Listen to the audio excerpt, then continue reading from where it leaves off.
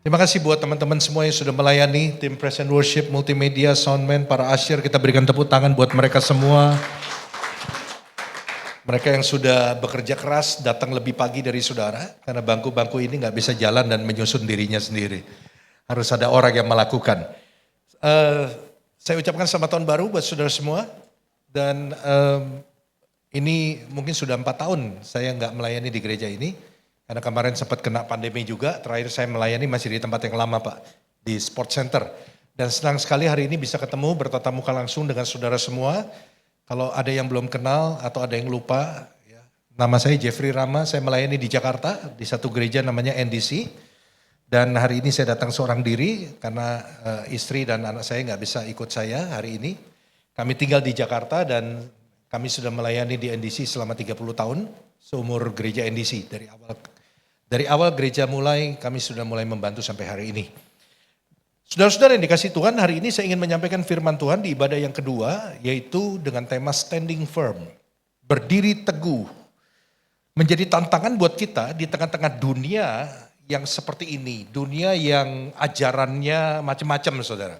Menjadi tantangan buat anak-anak Tuhan, buat kita semua orang-orang percaya, bagaimana kita bisa tetap memegang teguh, berdiri teguh, memegang nilai-nilai kebenaran yang ditanamkan dalam diri kita lewat firman Tuhan. Saya ingin mulai dengan quote ini. Ini quote sebetulnya merupakan doa Yesus untuk murid-muridnya kepada Bapa. We are in this world, but not of this world. Kita hidup di dunia ini, namun kita bukan berasal dari dunia ini. Inilah identitas kita dan kita nggak boleh lupa. Walaupun kita hidup di dunia ini, kita tidak perlu menjadi sama dengan dunia ini. Ikan hidup di laut, tapi ketika kita tangkap, kita belek, kita makan dagingnya, dia nggak jadi asin. Dan itulah identitas kita, bahwa nilai-nilai kita bukan berasal dari dunia, tapi nilai-nilai kita berasal dari kerajaan sorga. Nilai-nilai kita berasal daripada firman Tuhan. Nah, kita mau belajar hari ini dari kehidupan seorang anak muda yang namanya Daniel. Yuk kita lihat Daniel 1 ayat 1 sampai ayat yang ke-7. Daniel pasal yang pertama, ayat yang pertama sampai ayat yang ke-7. Pada tahun yang ketiga pemerintahan Yoyakim Raja Yehuda, datanglah Nebukadnezar, Raja Babel ke Yerusalem lalu mengepung kota itu. Tuhan menyerahkan Yoyakim Raja Yehuda dan sebagian dari perkakas-perkakas di rumah Allah ke dalam tangannya. Semuanya itu dibawanya ke tanah Sinear, ke dalam rumah dewanya. Perkakas-perkakas itu dibawanya ke dalam perbendaharaan dewanya. Lalu Raja bertitah kepada Aspenas, kepala istananya, untuk membawa beberapa orang Israel yang berasal dari keturunan raja dan dari kaum bangsawan. Ya, ini orang-orang muda yang tidak ada sesuatu celah, yang berperawakan baik, yang memahami berbagai-bagai hikmat, berpengetahuan banyak, dan yang mempunyai pengertian tentang ilmu. Ya, ini orang-orang yang cakap untuk bekerja dalam istana raja, supaya mereka diajarkan tulisan dan bahasa orang Kastim. Dan raja menetapkan bagi mereka pelabur setiap hari dari santapan raja, dan dari anggur yang biasa diminumnya. Mereka harus dididik selama 3 tahun dan sesudah itu mereka harus bekerja pada raja. Di antara mereka itu ada juga beberapa orang Yehuda, yaitu Daniel, Hananya, Misael, dan Azaria.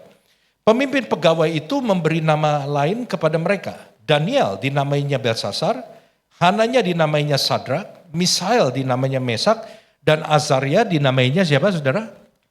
Abednego. Nah, Bapak Ibu Saudara yang dikasihi Tuhan, pada waktu Raja Nebukadnezar berhasil menaklukkan kota Yerusalem, kita tahu dari cerita tadi bahwa mereka mengambil perkakas-perkakas di rumah Allah, mereka bawa untuk ditaruh di dalam rumah dewanya. Dan dari sini kita tahu bahwa Raja Nebukadnezar, Babel, itu bicara tentang orang-orang yang tidak mengenal Tuhan. Ya, dari sini dulu saudara mesti paham. Dan kemudian bukan hanya perkakas-perkakas rumah Allah yang dibawa, tetapi Raja Nebukadnezar juga memerintahkan kepada Aspenas, kepala istananya, untuk membawa orang-orang muda. Dan di antara orang-orang muda ini ada Daniel, Hananya, Misael, dan Azaria, yang kita lebih kenal dengan nama Sadrak, Mesak, dan Abednego. Dan saudara perlu tahu, kalau saudara baca dengan teliti tadi, bahwa orang-orang muda yang dibawa ke Babel, itu bukan orang-orang muda biasa, saudara. Karena ada syaratnya. Pertama, mereka harus keturunan raja. Mereka harus keturunan bangsawan. Dan juga mereka harus orang-orang muda yang tidak bercela. Orang-orang muda yang pengetahuannya banyak. Orang-orang muda yang berperawakan baik. Orang-orang muda yang punya pengetahuan tentang berbagai ilmu. Jadi dari penjelasan ini kita tahu bahwa Daniel, Hananya, Misael, dan Asaria itu bukan anak-anak muda biasa. Mereka adalah anak-anak muda yang luar biasa dengan kualifikasi yang tadi saya sebutkan. Nah, ketika mereka dibawa ke Babel, apa yang pertama kali dilakukan kepada anak-anak muda ini, termasuk Daniel, Hananya, Misael, dan Asaria? Pada waktu mereka dibawa ke Babel, identitas mereka itu coba untuk diganti. Karena itu saudara baca tadi, ketika mereka sampai di Babel, mereka dididik selama 3 tahun. Mereka diajarin tulisan orang Kasdim, mereka diajarin bahasa orang Kasdim, mereka diajarin budaya Babel, bahkan mereka dikasih makanan raja. Saudara baca gak dengan teliti tadi itu? Mereka dikasih anggur yang biasa diminum raja, bayangin makanannya dirubah, minumannya dirubah, budayanya dirubah, bahkan yang terakhir tadi kita baca, identitas mereka, nama mereka pun dirubah. Jadi saudara-saudara yang dikasihi Tuhan, apa yang bisa kita lihat dari sini? Daniel hidup di tengah-tengah dunia, lingkungan yang mencoba untuk merubah apa yang sudah ditanamkan di dalam dirinya. Budayanya, mindsetnya, kebiasaannya, makanannya, dan lain sebagainya. Identitas dirinya coba dirubah. Tanpa kita sadari, kita ada di dalam dunia yang seperti ini, saudara. Tanpa kita sadari. Dunia yang kita hidupi adalah dunia yang coba untuk merubah identitas kita sebagai anak-anak Tuhan, sehingga yang diharapkan adalah bahwa nantinya anak-anak Tuhan itu tidak jauh berbeda dengan anak-anak dunia. Karena kita mempunyai nilai-nilai dunia. Dari mana dunia coba untuk merubah kita? Dari film yang kita nonton. Dari pergaulan kita. Saudara kan gak hanya bergaul dengan orang-orang Kristen aja, betul gak? Saudara punya teman-teman yang gak kenal Tuhan, saudara punya teman-teman yang ke gereja asal ke gereja, tapi gak lahir baru. Saudara juga mungkin punya teman-teman yang nilai-nilainya bebas, sehingga menghalalkan segala cara. Dan lewat sarana-sarana inilah sebetulnya, dunia coba untuk merubah identitas kita. Sehingga pada akhirnya, ada banyak anak-anak Tuhan yang berhasil dirubah identitasnya. Sehingga walaupun mereka pergi ke gereja, mereka menjalankan hidup mereka dengan nilai-nilai dunia. Sehingga orang bilang apa? Dia mah gak ada bedanya sama kita. Bedanya cuma dia kalau hari Minggu ke gereja doang, kita kagak. Tapi ya kalau kerja nipu ya nipu. Malah dia lebih jahat dari kita. Di gereja dapat hikmat kali dia. Dia mah kagak ada bedanya sama kita. Cuma kalau hari Minggu dia pergi ke gereja aja, nyanyi-nyanyi, di mimbar, pelayanan, asyir, dan lain sebagainya. Tapi kalau udah di toko, ya udah bohongnya juga lebih gila dari kita. Barang buatan Bandung dibilang buatan Perancis. Gitu saudara. Lewat berbagai cara, lewat lingkungan kita, lewat hal-hal di sekeliling kita, sebetulnya dunia itu mencoba untuk membuat kita sama dengan mereka. Nah Daniel dan teman-temannya pada waktu mereka dibawa ke Babel, identitas mereka itu coba untuk dirubah. Tapi kita tahu bahwa Daniel dan teman-temannya itu tetap teguh. Mereka tidak berubah. Nah hari ini kita mau belajar. Bagaimana di tengah-tengah dunia yang kita hidupi sekarang, di masa pandemi ini, banyak orang di masa pandemi ini tiba-tiba menghalalkan segala cara.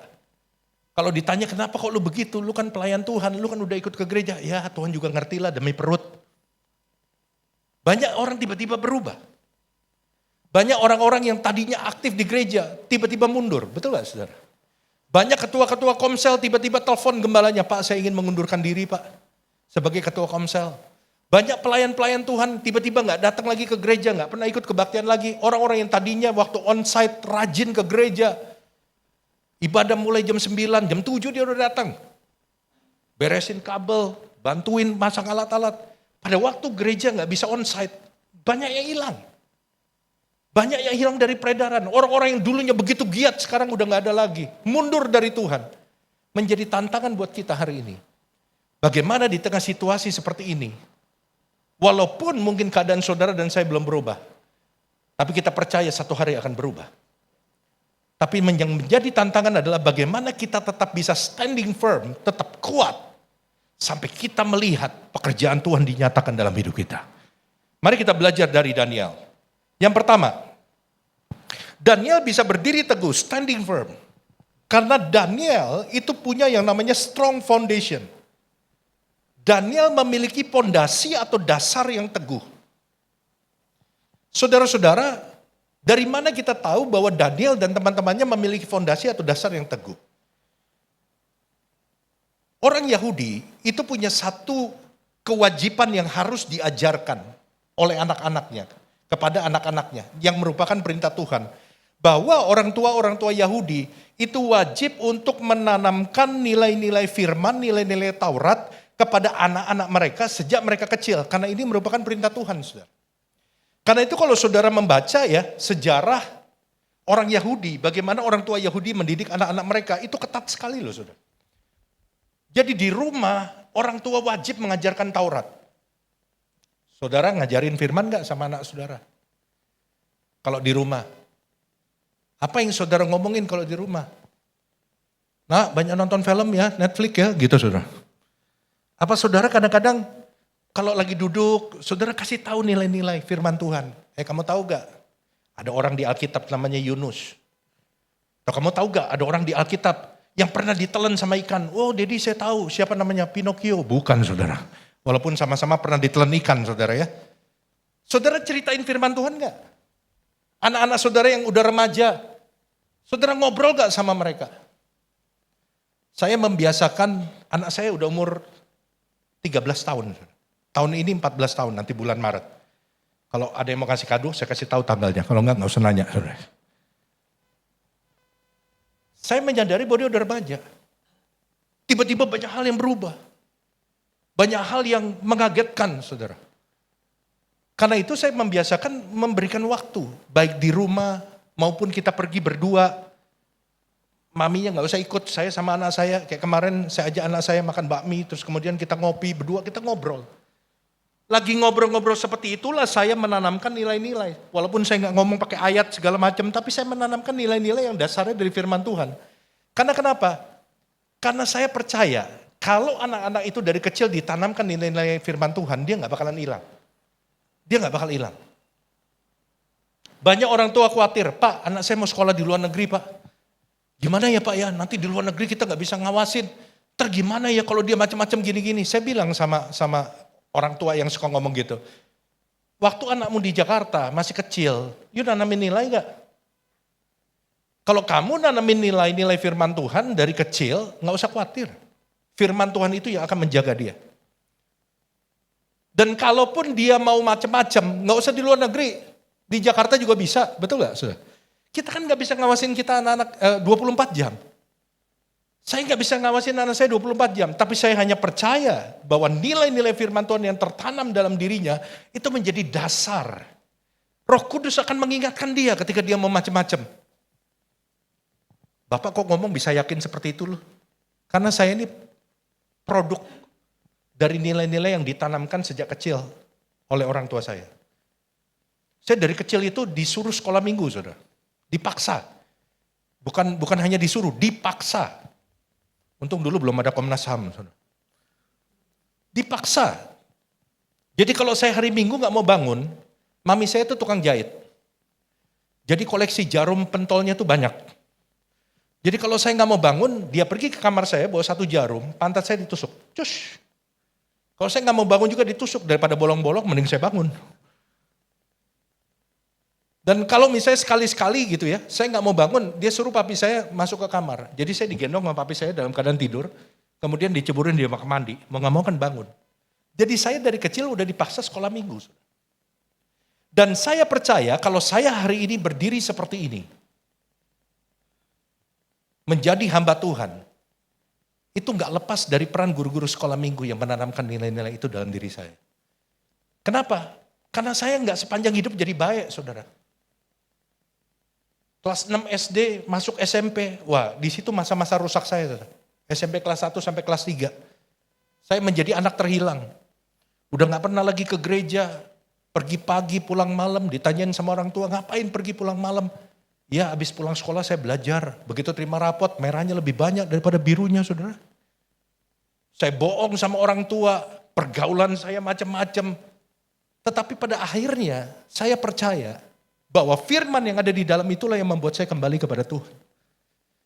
Saudara-saudara yang dikasihi Tuhan, Daniel dan teman-temannya sudah diajarkan firman Tuhan, hukum Taurat di dalam keluarga mereka maupun di sekolah mereka oleh guru-guru agama mereka. Di dalam sistem pendidikan Yahudi ada istilah yang namanya bar mitzvah.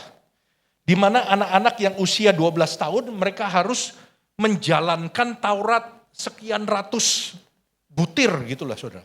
Saudara melihat begitu ketatnya saudara. Nah coba kita lihat di dalam Ulangan pasal yang ke-6 ayat 1 sampai 2. Dan ayat 6 sampai ayat 9 nanti kita lanjut. Ini perintahnya yang Tuhan berikan kepada orang tua Yahudi. Inilah perintah, yakni ketetapan dan peraturan yang aku ajarkan kepadamu atas perintah Tuhan Allahmu. Untuk dilakukan di negeri kemana kamu pergi untuk mendudukinya. Supaya seumur hidupmu engkau dan anak cucumu takut akan Tuhan Allahmu. Dan berpegang pada segala ketetapan dan perintahnya yang kusampaikan kepadamu. Dan supaya lanjut umurmu. Nah ini ayat 6 nih.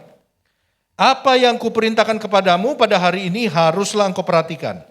Haruslah engkau mengajarkannya berulang-ulang kepada anak-anakmu dan membicarakannya apabila engkau duduk di rumahmu, apabila engkau sedang dalam perjalanan, apabila engkau berbaring, apabila engkau bangun. Haruslah engkau mengikatkannya sebagai tanda pada tanganmu dan haruslah itu menjadi lambang di dahimu. Dan haruslah engkau menuliskannya pada tiang pintu rumahmu dan pada tiang pintu gerbangmu. Saudara bayangin, ini perintah Tuhan kepada orang tua Yahudi yang dilakukan sampai hari ini. Bahwa orang tua Yahudi wajib mengajarkan Taurat, membicarakannya, kapan aja? Pada waktu engkau berbaring, pada waktu engkau duduk, pada waktu engkau dalam perjalanan, pada waktu engkau di rumah. Jadi ini menggambarkan setiap saat saudara. Jangan-jangan tuh anak-anak Yahudi tuh kalau ngimpinya Taurat saudara. Diucapin satu-satu kali. Kenapa? Karena setiap melek ngedengar saudara. Jadi saudara-saudara, nilai yang ditanamkan sejak anak-anak ini kecil itu menjadi fondasi yang kuat. Saya percaya saudara, kalau Anda menanamkan nilai-nilai firman Tuhan dalam diri anak saudara sejak mereka kecil, mereka akan jadi anak yang kuat. Mungkin ada masa-masa mereka terhilang seperti saya. Tapi saya percaya pada akhirnya firman itu akan membawa mereka kembali kepada Tuhan. Yang percaya katakan amin. Berikan dulu tepuk tangan buat Allah kita.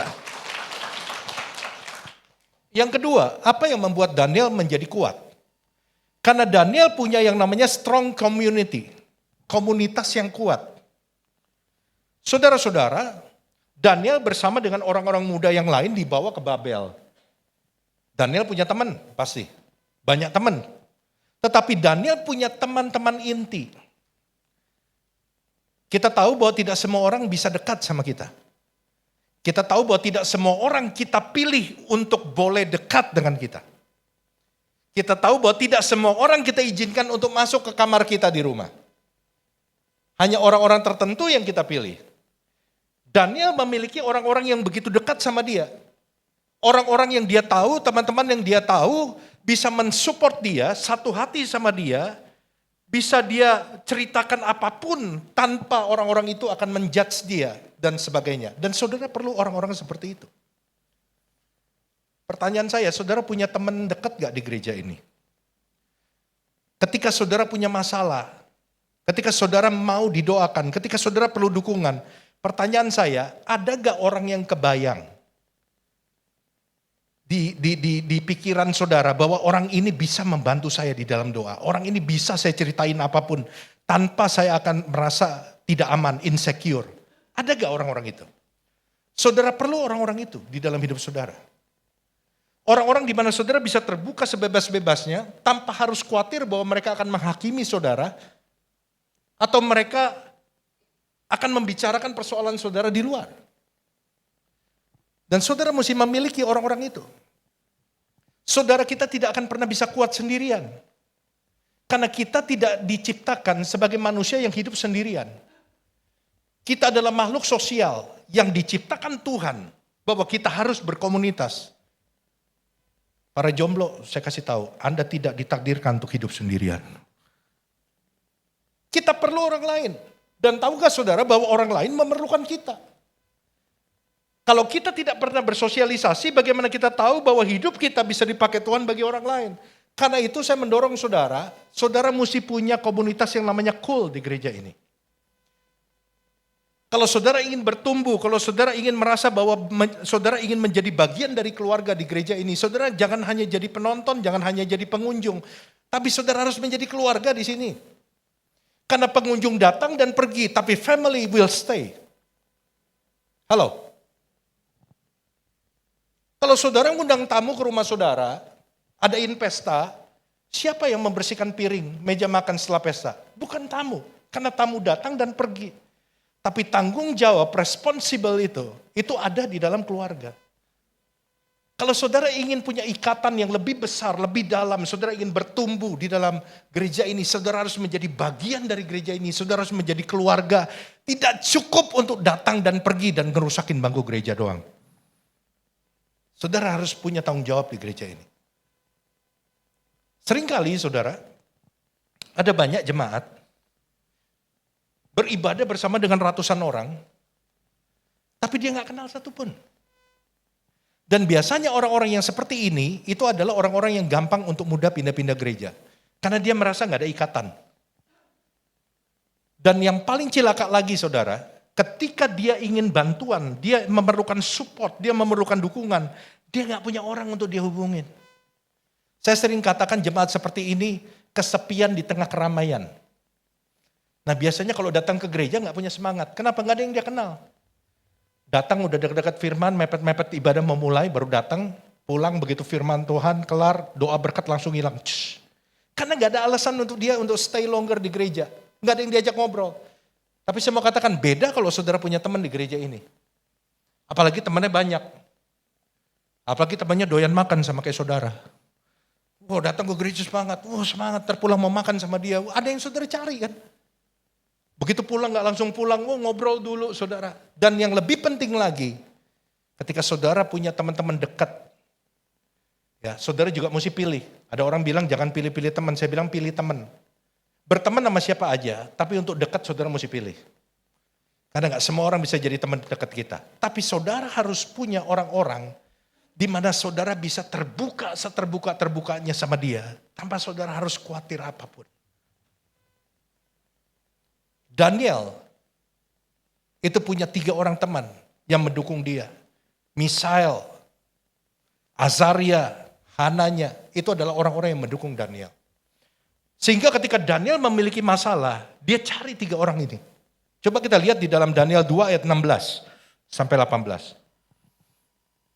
Maka Daniel menghadap raja dan meminta kepadanya supaya ia diberi waktu untuk memberitahukan makna itu kepada raja. Jadi Daniel ini disuruh memberitahukan makna mimpi.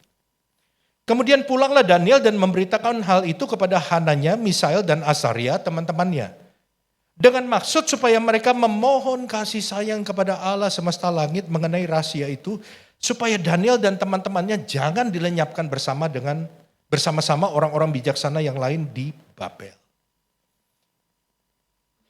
Saya mendorong saudara untuk menemukan komunitas itu di gereja ini. Saya mendorong saudara untuk menemukan orang-orang seperti Hananya, Misael, dan Azaria di gereja ini. Orang-orang yang bisa saudara cari waktu saudara membutuhkan. Dan saya percaya bahwa Tuhan juga ingin memakai saudara untuk orang-orang itu. Saya percaya bahwa Tuhan memakai setiap kita untuk menjadi berkat buat orang-orang itu. Untuk menjadi penolong, untuk menjadi pendukung bagi orang-orang itu. Jadi saudara-saudara, hal yang kedua yang membuat Daniel kuat karena dia punya strong community. Kita bisa kuat kalau ada orang-orang di sekeliling kita yang bisa mendukung kita. Dan percayalah, Tuhan memakai orang-orang di sekeliling kita, menyediakan orang-orang itu sebetulnya untuk mendukung kita, membuat kita kuat, mengingatkan kita, menegur kita, supaya kita tetap berada di dalam jalan Tuhan. Yang setuju katakan amin. Berikan tepuk tangan dulu buat Allah kita. Saudara. Yang ketiga, yang membuat kita bisa berdiri teguh di tengah-tengah dunia yang mengalami yang mencoba untuk menggoyahkan kita, dunia yang penuh dengan cobaan. Yaitu kalau kita punya strong relationship with God, hubungan yang kuat dengan Tuhan. Daniel punya dasar yang kuat. Dia tahu Taurat. Dia mengenal Taurat. Daniel punya komunitas yang kuat. Tapi Daniel juga membangun hubungan yang kuat dengan Tuhan. Perhatikan kata membangun yang barusan saya ucapkan. Bahwa hubungan yang kuat dengan Tuhan itu tidak bisa terjadi dengan sendirinya. Tidak berarti ketika saudara dibaptis, percaya Tuhan, tiba-tiba saudara akrab sama Tuhan. Sama seperti kalau saudara mau akrab dengan seseorang. Itu nggak bisa terjadi dengan sendirinya pada pertemuan pertama. Halo? Gimana caranya supaya saudara bisa akrab sama seseorang? Saudara mesti membangun hubungan. Dan membangun hubungan itu bicara soal ada harga yang harus dibayar. Saudara mesti memberikan waktu. Saudara kadang-kadang mesti traktir dia makan. Betul? Saudara mesti memberikan perhatian sama dia pada hari-hari spesialnya dia. Demikian pula kalau kita mau dekat sama Tuhan, itu tidak automatically happen, saudara. Pada waktu kita lahir baru, no.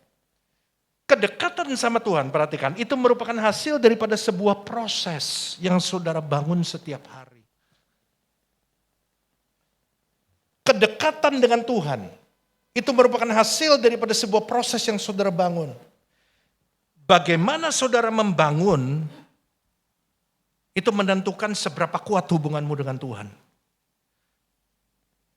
Orang yang baca Alkitab setiap hari, itu akan punya kualitas hubungan kedekatan yang berbeda dengan orang yang hanya baca Alkitab kalau dia lagi ke gereja seminggu sekali. Bisa ngerti maksud saya? Masih sadar semua? How you build, itu akan determine kualitas saudara sama Tuhan, your quality. Daniel punya hubungan yang kuat dengan Tuhan. Bagaimana caranya Daniel membangun hubungan yang kuat dengan Tuhan? Dia punya yang namanya disiplin rohani. Coba kita lihat, Daniel pasal 6 ayat 8 sampai 10. Oleh sebab itu ya Raja, keluarkanlah larangan itu dan buatlah suatu perintah yang tidak dapat diubah. Menurut undang-undang orang Media dan Persia yang tidak dapat dicabut kembali. Saya jelasin dulu. Karena tahu-tahu ini ayatnya di tengah. Ini lagi ngomongin apa? Jadi Daniel itu dipilih kembali menjadi pejabat istana pada waktu pemerintahan Raja Darius yang menggantikan raja yang lama. Pada waktu pemerintahan Raja Nebukadnezar, Daniel jadi pejabat. Waktu Nebukadnezar mati diganti sama Raja Darius, Daniel dipilih lagi jadi pejabat. Nah ini luar biasa nih. Nah di zaman pemerintahan Raja Darius, itu ada orang-orang yang gak suka sama Daniel, ngiri. Sama lah kayak kita di Jakarta, di hidup kita juga gitu kan. Dulu sama-sama sales, tau-tau saudara diangkat jadi sales manager, ntar banyak deh yang ngomongin. Ya kan, banyak yang coba untuk menjatuhkan. Ada orang-orang yang ingin menjatuhkan Daniel. Ketika Daniel menjabat di dalam pemerintahan Raja Darius. Tapi mereka gak menemukan kesalahan Daniel. Daniel orangnya lurus, Daniel orangnya benar. Pada akhirnya apa yang dipakai oleh mereka? Mereka memakai ketaatan Daniel beribadah kepada Tuhan sebagai celah untuk menjatuhkan dia. Karena itu mereka datang ke Raja Darius dan bilang apa? Buatlah suatu surat perintah. Larangan untuk orang tidak boleh menyembah kepada Allah lain selain menyembah kepada raja. Nah rajanya ini rupanya gila hormat. Jadi dia buat surat larangan itu. Nah kita lihat setelah Daniel mendengar surat itu sudah dikeluarkan, apa yang dia lakukan? Ayat yang ke-9. Sebab itu Raja Darius membuat surat perintah dengan larangan itu. Demi didengar Daniel bahwa surat perintah itu telah dibuat, pergilah ia ke rumahnya. Dalam kamar atasnya ada tingkap-tingkap yang terbuka ke arah Yerusalem. Baca bersama-sama, 2, 3. 3 kali sehari ia berlutut, berdoa, serta memuji Allahnya seperti yang biasa dilakukannya. Ketika Daniel mendengar ada masalah nih, yang dia lakukan apa? Dia cari Tuhan. 3 kali sehari dia berdoa, berlutut serta menyembah Tuhan. Dan kalimat terakhir itu yang membuat saya melihat betapa luar biasanya Daniel. Karena ternyata Daniel berdoa bukan hanya pada waktu dapat masalah, tapi ternyata dia biasa untuk membangun hubungan dengan Tuhan setiap hari. Seperti yang biasa dilakukannya. Berarti sebelum surat itu keluar, Daniel udah biasa berdoa 3 kali belum? Udah. Gak heran kalau Daniel itu jadi kuat. Karena dia punya disiplin rohani, saudara. Dan saya mau beritahu kepada saudara siang hari ini, orang yang tidak punya disiplin rohani, jangan pernah mimpi jadi orang Kristen yang kuat. Jangan. Karena itu nggak akan pernah terjadi. Orang yang nggak membiasakan diri, punya disiplin rohani yang tinggi, jangan pernah membayangkan saudara akan jadi orang Kristen yang kuat. Disiplin rohani itu apa sih? Baca Alkitab, berdoa, bersaat teduh, beribadah kepada Tuhan. Itu loh. Berdisiplin melakukan perkara-perkara rohani. Kalau saudara melakukan hal-hal ini, saya jamin saudara jadi orang Kristen yang kuat. Kenapa kok bisa begitu, Pak? Karena begini saudara, saya analogikan begini. Tubuh kita itu bisa jadi sehat dan kuat. Karena apa? Bukan karena nanti kita pulang siang ini, kita makan di restoran all you can eat. Kita makan sebanyak-banyaknya dan kemudian kita berpikir apa? Gua gak usah makan seminggu. Karena kalau kita gak makan, besok kita akan lemas. Besoknya kita gak makan lagi, kita akan sakit. Besoknya lagi gak makan, bisa mati kita. Tapi yang membuat tubuh jasmani kita kuat bukan karena kita makan sebanyak-banyaknya. Tapi karena apa saudara? Kita makan secara teratur. Betul? Setiap hari. Manusia rohani kita jadi kuat. Bukan karena hari ini saudara ibadah 4 kali. Saya udah ibadah 4 kali nih. Wah udah strong. Bukan strong lagi, strong. Wah udah kuat. Pulang dari gereja jalan agak ngambang, setengah dewa saudara. Bukan. Yang membuat manusia rohani saudara jadi kuat. Waktu saudara kasih makan rohani saudara setiap hari secara teratur. Lewat apa? Disiplin rohani yang tadi saya bilang. Setiap hari saudara teratur baca Alkitab. Pagi hari saudara saat teduh. Pagi hari saudara berdoa. Malam hari saudara baca Alkitab lagi. Malam hari sebelum tidur saudara doa sama-sama keluarga saudara. Kalau hari Minggu saudara udah disiplin datang ke gereja. Sampai semuanya itu menjadi gaya hidup, menjadi kebiasaan. Sesuatu menjadi kebiasaan itu tidak terjadi tiba-tiba saudara. Gak bisa saudara mau jadi orang yang suka baca Alkitab minta didoain sama Pak Yohanes, tolong tumpang tangan dong Pak, supaya saya suka baca Alkitab. Nggak bisa, mau diunjang-unjang, dijambak, jadukin ke meja, nggak bisa. Gimana caranya supaya saudara bisa jadi suka baca Alkitab? Saudara lakukan hari ini. Dan lakukan lagi besok. Dan lakukan lagi besoknya. Lakukan terus setiap hari. Sampai pada akhirnya, kurang lebih 3-4 bulan, saudara akan jadi orang yang biasa baca Alkitab. Demikian pula dengan kebiasaan berdoa. Itu harus dimulai. Dan dilakukan secara konsisten. Sampai itu menjadi kebiasaan. Dan hasilnya apa? Saudara akan jadi orang Kristen yang kuat. Termasuk perkara memberi. Enggak ada orang yang lahir tuh jadi murah hati, enggak ada. Semua bayi lahir sama. Betul gak saudara? Kita gak tahu, enggak ada orang lahir murah hati. Jadi saudara gak usah repot-repot datang ke hamba Tuhan bilang, Pak saya kayaknya ada roh pelit nih mengikat saya gak suka memberi. Bukan roh pelit, lu pelit. Gak ada roh pelit. Nah gimana caranya kita bisa jadi murah hati? Latihan memberi. Setiap ibadah ada persembahan, memberi. Kalau saudara berkelebihan ada diakonia mau bantu, memberi. Ada pelayanan misi, kalau saudara berkelebihan memberi sesuai dengan apa yang ada pada saudara. Sampai lama-lama memberi tidak jadi satu beban, tapi jadi satu kebiasaan. Dari kebiasaan jadi satu kesukaan.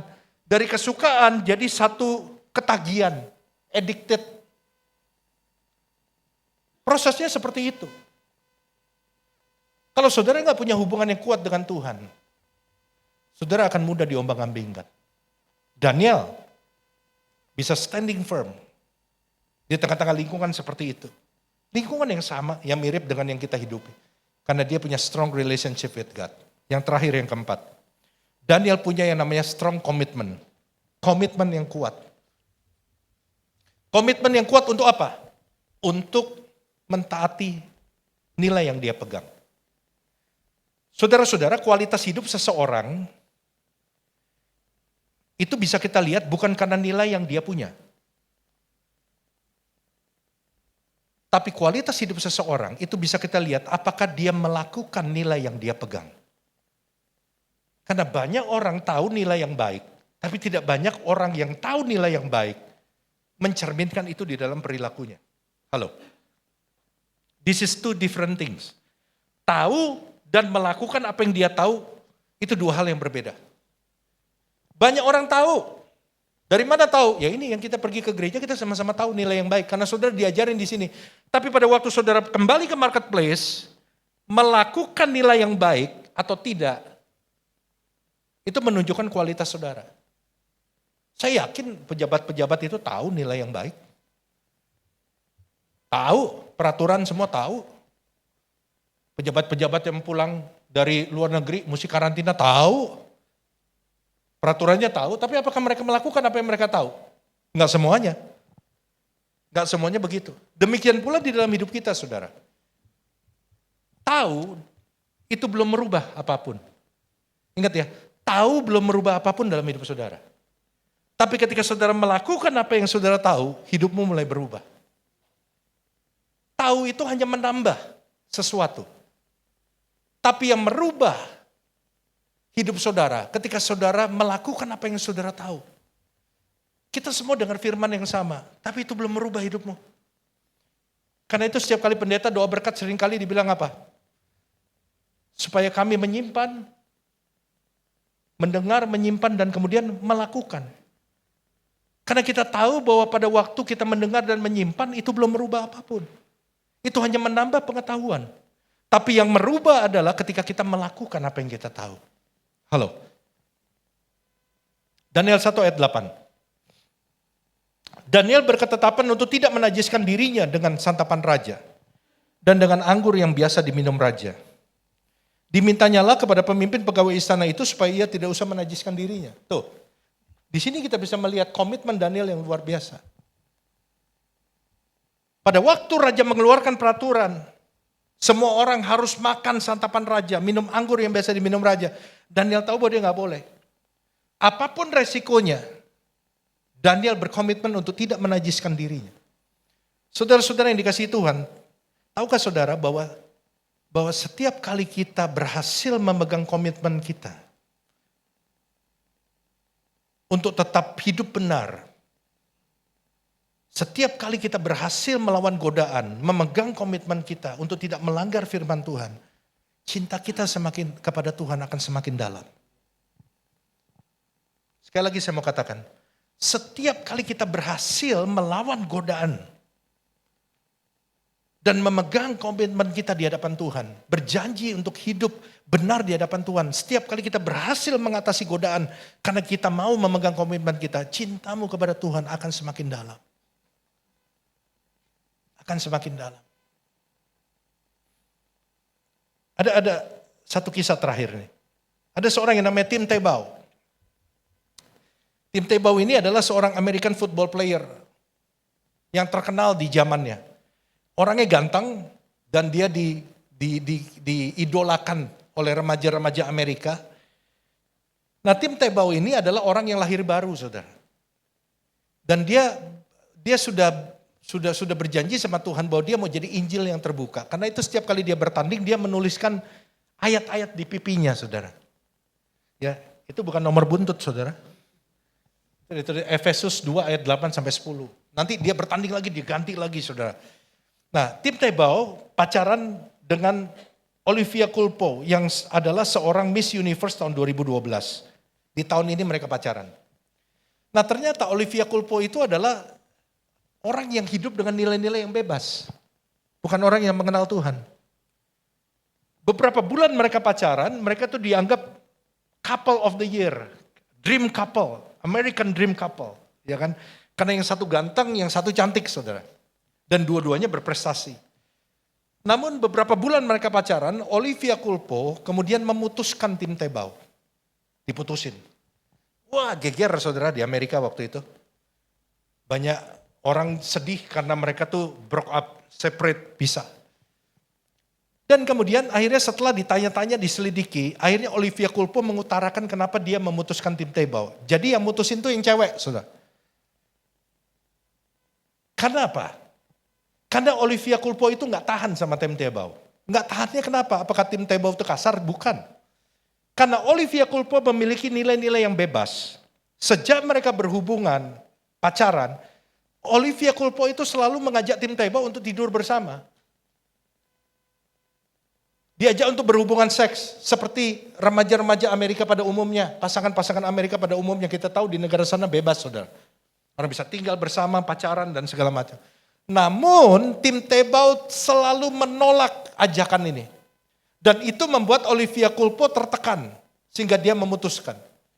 Karena apa? Karena tim Thebaud sudah berjanji pada waktu dia lahir baru, dia sudah berjanji memutuskan untuk tetap perjaka hingga menikah. Dan dia hanya akan berhubungan badan dengan istri yang sah. Saudara-saudara, pada waktu mereka putus, orang-orang berpikir bahwa karir tim Thebaud itu akan hancur. Wah, ini pasti terpuruk dah. Wah, pasti dia patah hati. Oh, pasti dia patah semangat. Wah, pasti karirnya menurun. Ternyata tidak. Tim Thebaud tidak sedih. Tim Thebaud tidak terpuruk karirnya. Bahkan di hari dia diputuskan, dia menuliskan di Twitter seperti ini. Give thanks to the Lord, for He is good. His love endures forever. Bersyukurlah kepada Tuhan sebab dia baik. Kasih setianya kekal untuk selama-lamanya. Coba saudara yang diputusin. Bisa tulis ayat itu? Give thanks to the Lord. Boro-boro saudara. Tim Thebaud menuliskan, bersyukurlah kepada Tuhan sebab dia baik. Kasih setianya kekal untuk selama-lamanya. Saudara-saudara yang dikasihi Tuhan, tim Thebaud adalah contoh orang-orang yang memegang komitmennya. Tim Thebaud adalah contoh dari seseorang yang menjaga imannya, membayar harga untuk mengikut Tuhan dengan cara memegang komitmennya. Dan itu membuat dia semakin cinta sama Tuhan. Pada akhirnya dia menikah dengan seorang Miss Universe beberapa tahun kemudian. Dan sekarang mereka melayani Tuhan di mana-mana. Saya ingin katakan kepada saudara, Chris Hodge menuliskan seperti ini, pada akhirnya kita semua akan bertanggung jawab atas semua nilai yang kita pegang. Pertanyaannya, nilai-nilai dunia atau nilai-nilai Tuhan? Kalau saudara ingin menjadi orang Kristen yang kuat, latihlah dirimu untuk memegang komitmen, melawan setiap godaan. Memegang komitmen, melawan setiap hal-hal yang mencoba untuk menggeser iman saudara. Dan lihat, cintamu kepada Tuhan akan bertambah. Dan engkau akan menjadi orang Kristen yang kuat, punya hubungan yang kuat dengan Tuhan. Selamat menjalani hidup ini dengan kekuatan yang datang dari Tuhan. Miliki dasar yang kuat. Setiap hari jangan tinggalkan disiplin ibadahmu. Miliki komitmen yang kuat. Cari komunitas yang bisa mendukung saudara. Dan saya percaya bahwa apapun godaan yang saudara hadapi, saudara bisa tetap berdiri teguh. Karena saudara menjadi orang Kristen yang kuat. Amin. Angkat tangan saudara, terimalah berkat Tuhan. Kasih karunia yang berlimpah-limpah daripada Allah Bapa dalam Anak yang tunggal Yesus Kristus. Persekutuan yang manis dan Roh Kudus menyertai saudara sekalian mulai hari ini. Sampai Tuhan Yesus datang menjemput kita di awan-awan. Dan bahkan sampai selama-lamanya. Yang percaya bersama-sama katakan, amin. Aku diberkati, aku diberi